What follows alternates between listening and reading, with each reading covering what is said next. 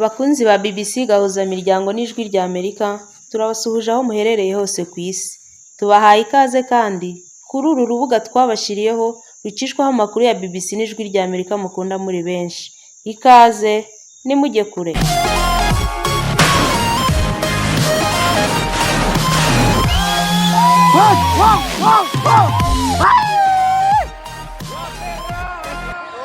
Radio Ijwi ry'Amerika ivugira i Washington DC mu Kirundi n'Ikinyarwanda. Inshuti zacu mwaramutse amahoro, ikaze kuri radio yanyu.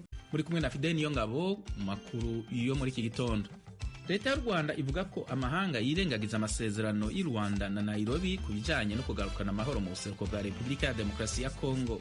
Uko kwirengagiza ibimenyetso bimwe na bimwe, uko kuvuguruzanya kw'inzego z'abanyamerika hagati yazo, reka tubanze tuzanabibabaze kubera iki haje imvugo zindi. Ese mwahinduye aho mwari muhagaze? Uyo ni Alain Mukurarinda, icegera c'umuvugizi wa leta y'u Rwanda. Muri ico gihe kuri uyu wa kabiri mu gisagara ca Uvira mu ntara Kivu yo mu manuko, amashirahamwe adaharanira inyungu za politike no gwaruka kwamwe mu moko yaho baraza gukora imyerekano yo kwiyamiriza ivyo bita intambara igihugu c'u Rwanda cateje mu ntara ya Kivu ya ruguru. Mu Burundi, guhohotera umukenyezi bifatiye ku migenzo biriko birateza umutekano muke n'ibibazo by'ubutunzi mu miryango mu ntara ya Ruyigi. Aya makuru hamwe n'ayandi tubafitiye ni mu kanya gatoyi cane, ntimuje kure. Dutangurire ku makuru avugwa hirya no hino ku isi twateguriwe kandi dushikirizwa na Geoffrey Mutagoma.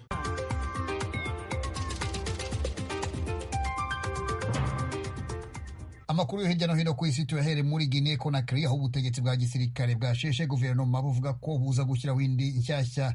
Byatangajwe n'umunyamabanga mukuru muri perezidansi y'icyo gihugu mu ijambo yahitishije kuri video. Iki gihugu kimaze igihe gitegetswe n'abasirikare baheretse ubutegetsi bwari buriho kuva mu kwezi kwa 9 mwaka wa 2021.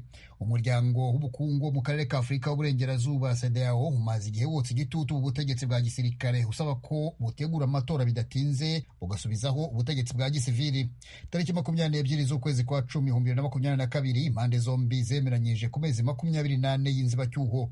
Mu buryo butunguranye, umunyamabanga mukuru muri presidence Amara Kamara yatangaje ejo kuwa mbere ko guverinoma isheshwe, ntiyatanga impamvu iteye iryo seswa. Yagaragaye muri video yahitijwe ku mbuga mpuzambaga za presidence ya Guinea avuga ko abayobozi b'imirimo, abanyamabanga ba leta n'abungirije aribo bazakomeza imirimo yakorwaga n'abaminisitiri kugeza igihe hazagiraho indi guverinoma. Muri Nigeria, itsinda ry'abagabo bitwaje intwaro ryagabye igitero ku kigo cya polisi mu mujyi wa Zurmi uri muri leta ya Zamfara mu majyaruguru ashyira uburengerazuba bw'igihugu. Polisi y'icyo gihugu yatangaje ko yashoboye gukoma imbere icyo gitero cyahitanye abantu ku mpande zombi. Umuvugizi wa polisi muri leta ya Zamfara, Yazid Abubakar, yavuze ko ayo mabandi yazanye intwaro zikomeye mu gitero yagabye ku kigo cya polisi ku cyumweru. Yishe umwe mu bayobozi ba polisi, akomeretsa abandi babiri. Yazid Abubakar avuga ko polisi yishe benshi muri abo mabandi yateye, andi agahungana ibikomere. Yavuze ko polisi yatangiye iperereza kandi yongereye abashinzwe umutekano. Udutsiko tw'abagabo bitwaje intwaro abaturage bita amabandi bamaze imyaka 3 barazahaje agace k'amajyaruguru ashyira uburengerazuba bwa Nigeria. Utu dutsiko tumaze kwica abantu babarirwa mu magana no gufata bunyago abarirwa mu bihumbi. Gukora ingendo zo muri aka karere cyangwa guhinga mu mirima byaragoranye. Abanyamategeko bo muri Leta Zunze Ubumwe za Amerika bahangayikishijwe n'icyo babona nko kunanirwa kwa Amerika mu nzira yo guhiganwa n'Ubushinwa mu ikoranabuhanga rishingiye ku binyabuzima no kubibungabunga. Baravuga ko hashobora kuvuka akaga ku mutekano w'igihugu n'inyungu zacyo z'ubucuruzi. Ariko uko ihiganwa ry'ibihugu mu byerekeye ikoranabuhanga rishingiye ku binyabuzima no kubibungabunga rikomeza gufata intera ndende, hari abavuga ko kuba Amerika ikomeza gukumira ibigo by'Ubushinwa birikora bishobora kwigiraho ingaruka mbi. Iri koranabuhanga ritanga icyizere ku buzima bwa buri munsi. Abashakashatsi barikoresha mu iterambere ryo kuvumbura imiti, bateza imbere ubuhinzi n'ubworozi. Kubera ingufu ubushakashatsi bufite ku buzima bwa muntu, guverinoma za Amerika n'Ubushinwa zibwitayeho ku rugero rwo hejuru. Mu nteko ishinga amategeko ya Amerika no muri Sena, abanyamategeko bakoze imishinga y'amategeko agamije gukumira ibigo byo hanze bikora ubu bushakashatsi bifatwa nk'ibishobora guteza ikibazo. Ibyo bigo bibujijwe gukorana n'abavuzi bakoresha ingengo y'imari ya leta ya Amerika. Iyo mishinga y'amategeko ivuga ibigo 4 by'Ubushinwa. Ambasade y'Ubushinwa yavuze ko abashyigikiye iyo mishinga y'amategeko bafite imitekerereze ibogamye kandi bashaka gupyinagaza ibigo by'Ubushinwa bitwaje impamvu z'ibinyoma. Yasabye ko ibigo by'Ubushinwa byakomorerwa kandi bigafatwa kimwe n'ibindi nta vangura. Impaka kuri iri koranabuhanga zibaye mu gihe ubutegetsi bwa Perezida Joe Biden bugerageza gusubiza mu buryo umubano wa Amerika n'Ubushinwa wari warahungabanijwe n'impamvu zinyuranye zirimo intambara y'ubucuruzi, umutekano ku byerekeye ikoranabuhanga rya internet, icyorezo cya COVID-19 no kugwiza ingabo mu nyanja y'amajyepfo y'Ubushinwa. Abanenga iyi mishinga y'amategeko baravuga ko gukumira ibigo by'Ubushinwa bishobora gukoma mu nkokora iterambere ryazanira rubanda ibyiza. Ingabo za Israel zagabye ibitero mu ntara ya Gaza ejo kuwa mbere zikoresheje indege z'intambara n'ingabo zinyuze ku butaka. Minisiteri y'Ubuzima iyoborwa na Hamas muri Palestina yatangaje ko umubare wamaze kugwa muri iyi ntambara umaze kugera ku 29,000. Igisirikare cya Israel cyatangaje ko cyagabye ibitero mu mujyi wa Khan Yunis, munini kurusha iyindi mu majyepfo y'intara ya Gaza. Kugeza ubu amahanga aracyafite impungenge ko Israel ishobora kugaba ibitero mu mujyi wa Rafah ucumbikiye abanyepalestina bagera kuri 1,5 million. Intambara hanze n'imbere mu ivuriro rya Nasser riri i Khan Yunis ikomeje guca ibintu. Ishami ry'umuryango w'abibumbye ryita ku buzima OMS ryari ryatangaje ko iri vuriro ritagikora. Ibiro by'umuryango w'abibumbye bishinzwe ibikorwa by'ubutabazi byatangaje ko hakomeje ibiganiro bigamije korohereza abarwayi muri ibyo bitaro kuhasohoka. Ku cyumweru OMS na Croix Rouge muri Palestina bahungishije abarwayi 4 bari bagotewe muri ibyo bitaro. Umuyobozi wa OMS Tedros Adhanom Ghebreyesus ejo kuwa mbere yanditse ku rubuga rwa X ko abarwayi bagera ku 180, abaganga 14 n'abaforomo bakigotewe muri ibyo bitaro. Kugeza ubu ibikoresho by'ibanze na peteroli itanga ingufu z'amashanyarazi muri iryo vuriro byarabuze. Umuryango w'abibumbye watangaje ko umubare w'abana barwaye indwara zituruka ku mirire mibi wiyongereye mu ntara ya Gaza. Ababyeyi batwite n'abonsa nabo bamerewe nabi kubera ingaruka z'intambara. Ikibazo kiganje mu gice cy'amajyaruguru aho imfashanyo zimaze igihe zitabasha kugera. Muwananya kumviriza radio Ijwi rya Amerika ivugira i Washington DC mu Kirundi no mu Kinyarwanda. Mudukurikire no ku rubuga rwacu rwa internet @radio yacu voa.com no kuri YouTube, Instagram na Facebook VOA radio yacu. Mukanya makuru yo mu karere k'ibiyaga binini. Leta zunze ubumwe za Amerika yongeye kwagiriza u Rwanda ko rufasha M23, isaba kandi M23 guhagarika intambara bidatevye. Ibindi kuri iyi nkuru na Geoffrey Mutagoma. Itangazo ryasohowe na Minisiteri y'Ububanyi n'Amahanga ya Leta zunze ubumwe za Amerika mu mpera z'icyumweru ryamaganye bikomeye imvururu zikomeje kwiyongera, rivuga ko ziterwa n'ibikorwa by'izo nyeshyamba. Amerika yemeza ko zishyigikiwe n'u Rwanda. Iri tangazo ryasabye u Rwanda gukura ingabo zarwo zose muri Repubulika ya Demokarasi ya Kongo vuba na bwangu, rugakura mu ruge ibisasu bya rutura bya misile birasirwa ku butaka ku ntego zo mu kirere. Amerika ivuga ko ibi bisasu bishyira mu kaga ubuzima bw'abasivili n'ubw'ingabo zishinzwe kurinda amahoro. Iri tangazo kandi ryasabye inyeshyamba za M23 kuva mu duce twose zari zarafashe hafi y'imijyi ibiri yo mu ntara ya Kivu ya ruguru. Ibi bishobora gushyira igitutu ku Rwanda rutahwemye kuvuga ko ntaho ruhuriye n'umutwe wa M23. Perezida Felix Tshisekedi wa Kongo nawe ashinja u Rwanda guteza umutekano muke muri Repubulika ya Demokarasi ya Kongo, akemeza ko rushyigikira inyeshyamba za M23. Impuguke z'umuryango w'abibumbye ziheruka kuvuga ko zifite ibimenyetso bifatika ko ingabo z'u Rwanda zifite ibikorwa bishyigikira umutwe wa M23 mu burasirazuba bwa Repubulika ya Demokarasi ya Kongo. Intambara imaze iminsi yarakajije umurego hafi ya Goma, umujyi mukuru w'intara ya Kivu ya ruguru, inyeshyamba ziwugira amajanja. Abaturage batuye Isake hafi ya Goma bamaze igihe bahunga intambara ikomeye hagati y'izo nyeshyamba nyine n'ingabo za leta n'abazishyigikiye. Iyi ntambara imaze gukura mu byabo abarenga miliyoni mu burasirazuba bwa Repubulika ya Demokarasi ya Kongo, nk'uko bitangazwa n'umuryango Masiko utanga imfashanyo. Muri ico gihe kuri uyu wa kabiri mu gisagara cya Uvira mu ntara ya Kivu yo mu manuko, amashirahamwe adaharanira inyungu za politike no guharuka gwamwe mu moko yaho baraza gukora imyiyerekano yo kwiyamiriza ivyo bita intambara igihugu c'u Rwanda cateje mu ntara ya Kivu yo mu buraruko. Bashaka kwiyamiriza ibihugu vya Amerika n'Uburaya bagiriza guceceka ku bwicanyi bukoregwa abakongomani. Mu nyishu yayo leta y'u Rwanda ivuga ko amakungu yirengagiza amasezerano y'u Rwanda na Nairobi kubijanye no kugarukana amahoro mu buseruko bwa Repubulika ya Demokarasi ya Kongo. Mugenzi wacu Veniste Nshimiyimana yarabigarutse ko na Alain Mukurarinda, icegera c'umuvugizi wa leta y'u Rwanda. Nuko u Rwanda rubona muri iyo mvugo harimo kwirengagiza ibimenyetso na bimwe u Rwanda ruba rwatanze. Icyo ni kimwe. Wenda twanakwibutsa yuko muri iryo tangazo Amerika yatangaje yanakomeje hasi iravuga iti guverinoma ya Repubulika ya Demokarasi ya Kongo, namwe turabasaba kutongera gufatanya FDR mu bikorwa mukorana bya gisirikare.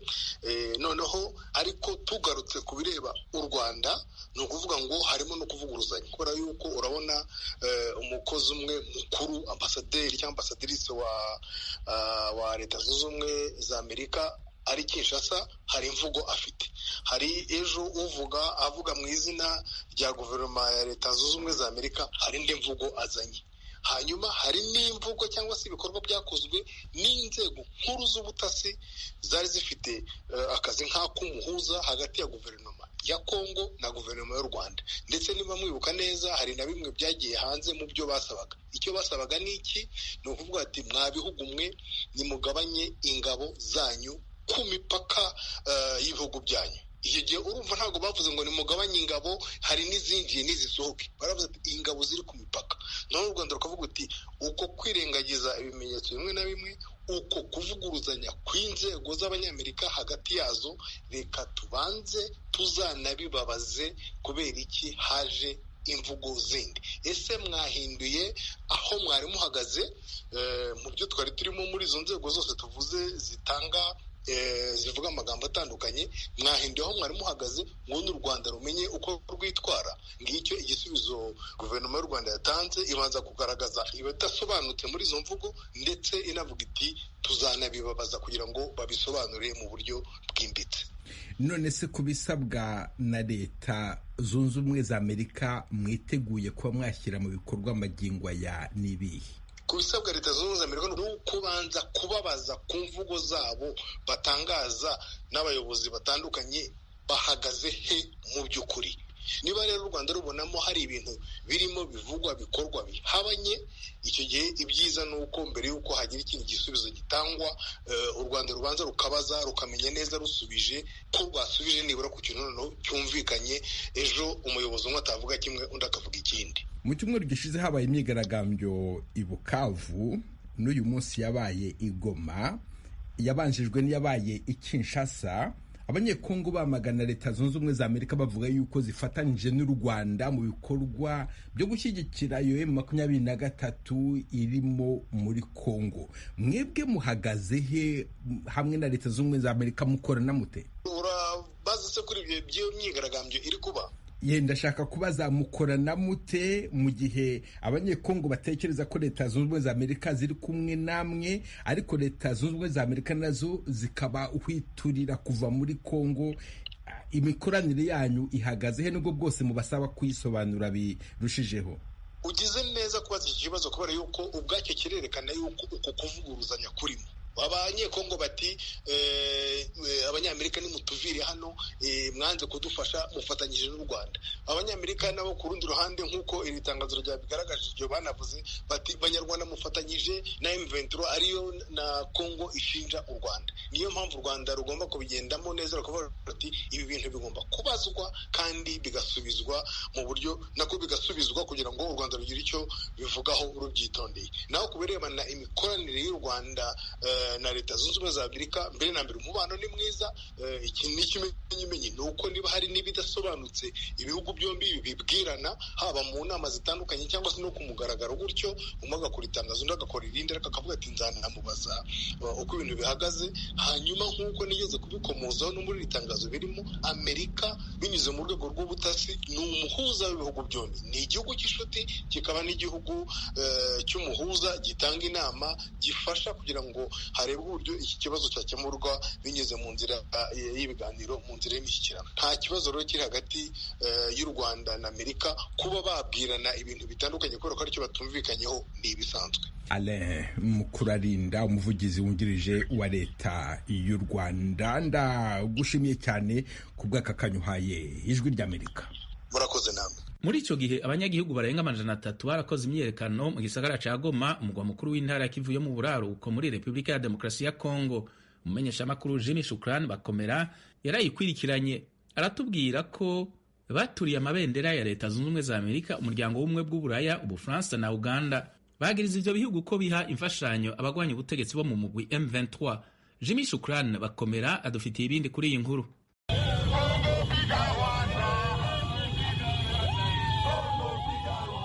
Ni imyigaragambyo yatangiye mu masaha y'igitondo cyo kuri uyu wa mbere mu mujyi wa Goma mu burasirazuba bwa Repubulika ya Demokarasi ya Kongo.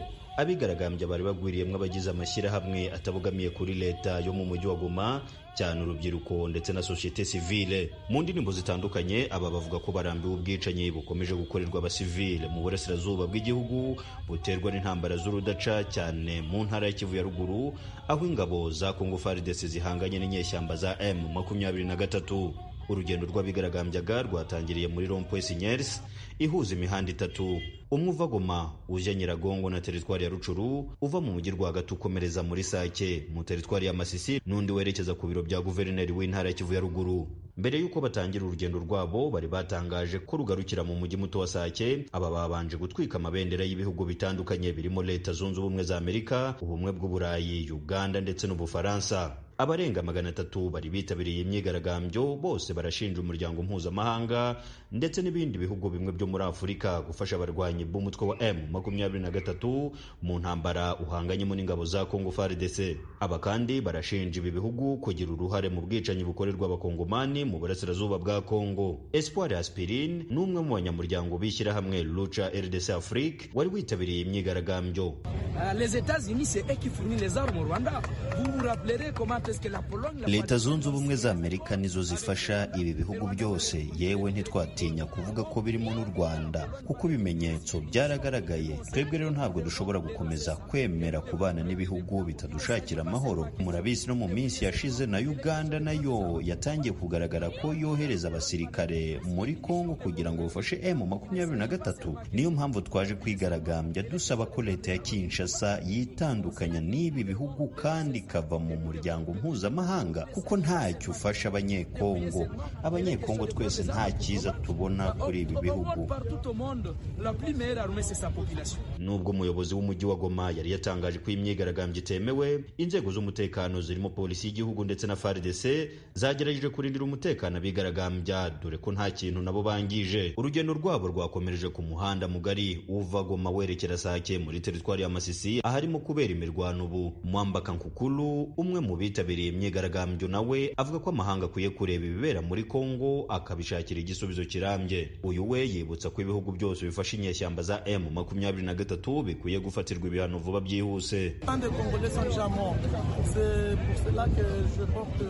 Abakongomani benshi baguye muri imirwano kandi ibi byakozwe amahanga arebera. Umuryango mpuzamahanga ntacyo wakoze ku bibazo by'intambara muri Kongo. Nyuma imyigaragambyo yaje guhindura isura, maze inzego z'umutekano zitatanya abigaragambyaga zibatera ibyuka biryana mu maso. Aha ni nyuma y'urugendo rw'ibirometero 14 aba bakoze bava mu mujyi rwagati bagera hazwi nka Rond-Point SSLK muri quartier ya Lac Vert muri komine ya Goma. Ibi ntabwo byanyuze abari bateguye imyigaragambyo, batangira bavuga ko ubuyobozi bwa Kongo budafite ubushake bwo kurangiza intambara mu gihugu. Bamwe barasaba ko ambasade z'ibihugu bifasha M23 zifunga mu masaha 72. Iki cyemezo inzego z'umutekano zifashe ntabwo ari cyiza. Twateguye imyigaragambyo tuzi ko turi bugere mu mujyi muto wa Sake. Nta na rimwe tuzemera ko iyi ntambara ikomeza mu gihugu cyacu.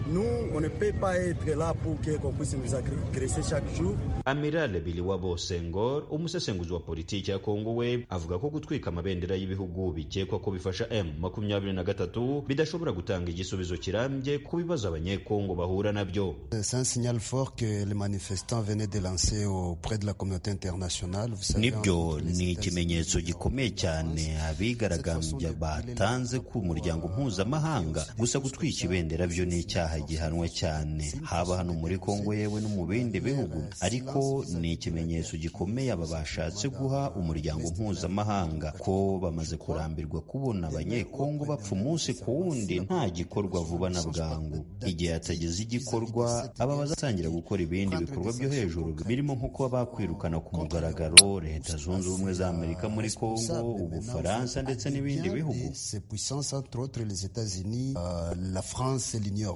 Iyi myigaragambyo mu mujyi wa Goma ibaye mu gihe hashize icyumweru kimwe gusa habayeho indi myigaragambyo ikaze mu murwa mukuru Kinshasa, aho abaturage bigaragambyaga basaba ko izi ambasade zifungwa.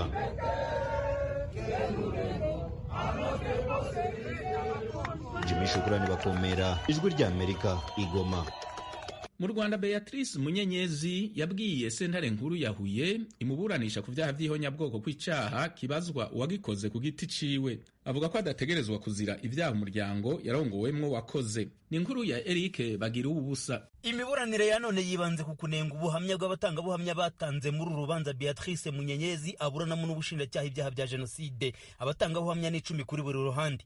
Ubushinjacyaha bwabwiye urukiko rwisumbuye rwa Huye ko abatangabuhamya bashinjura Munyenyezi batanze ubuhamya butarimo kuri. Bumurega ko yagenzuraga bariyeri zo kuri hoteli Ihuriro, ku Mukoni, kuri laboratoire ya kaminuza no kwa Sindika ubwabo mu mujyi wa Butare. Bonamurega ko hari inama Munyenyezi yitabiriye yateguraga ubwicanyi mu 1994. Ubushinjacyaha buvuga ko ubuhamya bwa bamwe mu bashinjuye Munyenyezi bemeje ko yarabanye neza nabo mu muryango yari yarashatsemo, abandi bakavuga ko bari bafitanye ibibazo, bityo ko izo mvugo zivuguruzanya. Bukavuga ko umutangabuhamya Habyara Batuma Siriyake wemeza ko nta ruhare rwa Munyenyezi muri jenoside nta kuri kwe, kuko uretse kuvuga ko nta muntu w'igitsina gore yabonye kuri hoteli Ihuriro, atanavuga abagabo yayibonyeho. Umutangabuhamya Rekeraho Emmanuel wemeza ko yamumenye mu 2022 ari uko abunganizi b'uregwa bamusanze kuri gereza bamubwira ko yamwifuje nk'umutangabuhamya, nawe ibyo avuga ubushinjacyaha bwabwiye urukiko ko nta kuri kubirimo. Uyu wemeza ko ari we wari ushinzwe gupanga abantu ku mabariyeri, ubushinjacyaha bukavuga ko atagaragaza aho yaba yarapangagaho, uretse kuvuga ko atari gupanga ab'igitsina gore kandi afite abagabo. Mukamwiza Anastase na Mukandege Marceline ubushinjacyaha buvuga ko ari abavandimwe b'uregwa, bityo ko batashoboraga kumushinjaho kumukingira ikibaba. Ku ruhande rwa Munyenyezi n'abanyamategeko bamwunganira Felicien Gashema na Bruce Bikotwa nabo bakikoma abatangabuhamya bashinja ko mu mvugo zabo habayeho kutavugisha ukuri. Bavuga ko abatangabuhamya bose bari basanzwe batazi Munyenyezi. Umunyamategeko Bikotwa avuga ko ibyo bavugiye mu bugenzacyaha no mu bushinjacyaha bihabanye kure n'ibyo babwiye urukiko. Munyenyezi wakunze kumvikana mu ijwi ryo hasi yabwiye umucamanza ukuriye inteko iburanisha ko abamushinja bagiye bamushyira mu mashyaka ya politiki no mu zindi nzego atigeze abarizwamo mbere no mu gihe cya jenoside nk'ikimenyetso cyo kutamumenya. Hari abamushinja ko yakoze ibyaha ari umunyeshuri mu cyahoze ari Kaminuza Nkuru y'u Rwanda. Uregwa yavuze ko atashoboraga kugera muri kaminuza mu gihe atari yakabonye n'impamyabumenyi y'amashuri yisumbuye. Yavuze ko yigaga mu mwaka wa nyuma w'amashuri yisumbuye mu kigo cyigenga kibarizwa mu mujyi wa Butare. Munyenyezi watindanye ijambo yanenze bikomeye abavuga ko kuba yari umukazana wa Paul na Nyiramasuhuko ubwabyo byari bihagije gukora ibyaha. Avuga ko ari umwe mu burushako rwagizeho ingaruka. Yavuze ko jenoside yabaye amaze amezi 9 mu mujyi wa Butare ahashakanye na Sharon ntaho bari. Munyenyezi yagize ati niba icyaha ari gatozi koko ntabwo nagombye kuba nkurikiranwa kubera umuryango nashatsemo. Munyenyezi yahakanye ibyo gushinga amabariyeri no kuyayobora mu mujyi wa Butare. Yabwiye urukiko ko jenoside yabaye afite umwana muto kandi atwite imanga, ko atashoboraga kujya mu bikorwa ashinjwa. Asoza abwira umucamanza ko yizeye ko azamuha ubutabera. Mu gihe umucamanza yari yateganije gupfundikira iburanisha ry'uru rubanza impande zombi zivuga ko rwadindiye, hahise havuka impaka z'urudaca zishingiye ku kimenyetso gishya cyatanzwe n'ubushinjacyaha ku myanzuro ya nyuma. Abunganira Munyenyezi bavuga ko amahame agenga imiburanishirize y'imanza ateganya ko nta ugomba gukoresha ikimenyetso gitunguje mugenzi we. Bakavuga ko ibyo ubushinjacyaha bwakoze bihabanye n'amategeko. Bikotwa na Gashema babwiye urukiko ko badashaka kuzaburanira urubanza ubuziraherezo, bagasaba ko icyo kimenyetso urukiko rwagitesha agaciro kugira ngo urubanza rurangire. Babwiye urukiko ko ubutabera butinze buba butakira ubutabera. Basobanuye ko bibangamiye inyungu z'uwo bunganira nabo ubwabo. Ubushinjacyaha bukavuga ko nta kimenyetso gishya bwongeye muri dosiye, kandi ko kinabaye ikimenyetso gishya ntaho amategeko abukumira mu gihe cyose urubanza rukiburanishwa. Bwasobanuye ko ari amagambo make bwakosoye ku myanzuro bwari bwarateganyije. Uru ni urubanza biboneka ko ruri kwerekeza ku musozo. Byari byitezwe ko umucamanza yumva icyifuzo cy'ubushinjacyaha ku ngingo yo gusabira ibihano Madamu Beatrice Munyenyezi, nyuma we n'abamwunganira mu mategeko bakagira icyo babivugaho. Madamu Beatrice Munyenyezi w'imyaka 54 y'amavuko ni umunyarwandakazi uvuka mu majyaruguru y'u Rwanda mu cyahoze ari perefegitura ya Byumba, ubu ni mu karere ka Gicumbi y'ubu. Ni umukazana wa Paul na Nyiramasuhuko wari minisitiri w'umuryango kuri guverinoma y'Abatabazi. Uyu yakatiwe gufungwa imyaka 47 n'urukiko rwa Arusha nyuma yo kumuhamya ibyaha bya jenoside. Umugabo wa Munyenyezi Arsene Shalom ntaho bari nawe yakatiwe gufungwa gufungwa imyaka 25 ku byaha bya jenoside. Mu mwaka wa 2021 nibwo igihugu cya Leta Zunze Ubumwe za Amerika kirukanye Munyenyezi ku butaka bwacyo, ni nyuma yo gusanga yaratanze amakuru atari ukuri ku nzego zishinzwe abinjira n'abasohoka muri Amerika. Ibyaha aregwa byose akabihakana, akavuga ko bishingiye ku nyungu za politiki. Urubanza ruzakomeza mu mpera z'uku kwezi. Ijwi rya Amerika, Nyanza mu majyepfo y'u Rwanda. Mu Burundi guhohotera umukenyezi bifatiye ku migenzo biriko birateza umutekano muke n'ibibazo by'ubutunzi mu miryango mu ntara ya Ruyigi. Ni inkuru y'Ijwi rya Amerika yabateguriye yifatanije n'abanywanyi bayo mu Burundi. Turayishikirizwa na Thierry Ndayishimiye ari mu Rwanda. Umukenyezi ku mutumbi wacu arakubitwa, gahohoterwa ku mutima no ku mubiri. Abo n'abakenyezi bo mu ntara ya Ruyigi bashikiriza ko hakira abakenyezi bagihohoterwa nabo bubakanye mu mitumba itandukanye y'iyo ntara. Aba bakenyezi Ijwi rya Amerika ryasanze ku mitumba ya Nyarunazi, Nunda, Mubavu n'iyindi yo mu makomine agize iyo ntara batumenyesheje ko guhohotera umukenyezi mu buryo butandukanye bufatiye ku migenzo bicibonekeza mu kibano. Hari ihohoterwa kutagira ijambo mu itungo ryo mu rugo cyangwa kutagira ububasha bwo kuja mu nzego zifata ingingo. Hariho n'ibijanye no guharikwa, barakubitwa bakabahohotera ku mutima no ku mubiri. Bakubitanaho urumva ni yanda ndende kwa gusesagura itunga ryo mu rugo ashira uwundi mugore, kibure ashira iyindi nkumi hariya.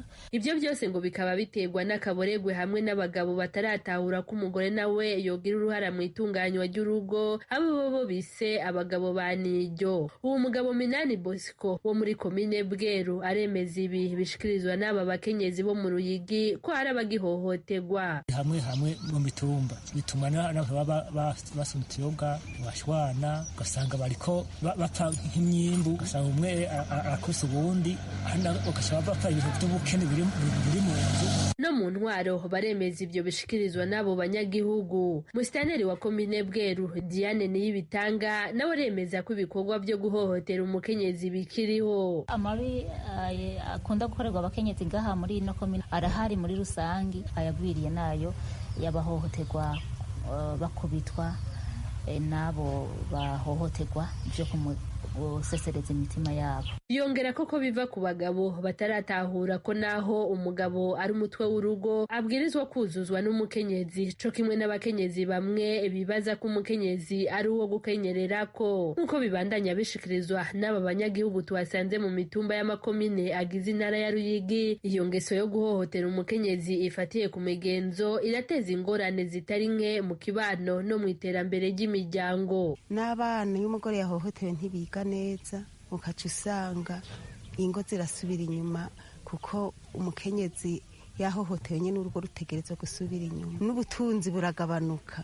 Bagira ko bahanura abagabo bafise izo ngeso kwikebuka, bahamagarira iyo miryango yibonekeza mu izo njyane kuja hamwe, bakaja no mu mashirahamwe. Abajeje intwaro nabo bakama hafi iyo miryango. Jewe nk'abahohotera abakenyezi n'abigeme, je no basaba yuko bose boza baragira urunani kandi bakinjira mu mashirahamwe, kuko umugabo yinjiye mu ishirahamwe n'umukenyezi akinjira mu ishirahamwe arahakura impanuro nyinshi. Habyarimana Dominique, umuyobozi ajejwe iterambere ry'ingo, imiryango n'ikibano mu ntara ya Ruyigi, ahanurana cane cane ingo n'imiryango guha ikibanza gikwiye ikiyago. Ikibazo mwashaka dushobora gusanga mu ntara yose ya Ruyigi, gushika uno munsi hariho abagabo bagifata abapfasoni nka kimwe mu vyo batunze. Ico rero ni ikintu gikenera cyane ko abantu bagira inyigisho kandi ku rugero rw'umwihariko, kugira ngo kumbure bumve ko wewe wamuzanye kubera ufise icubuze,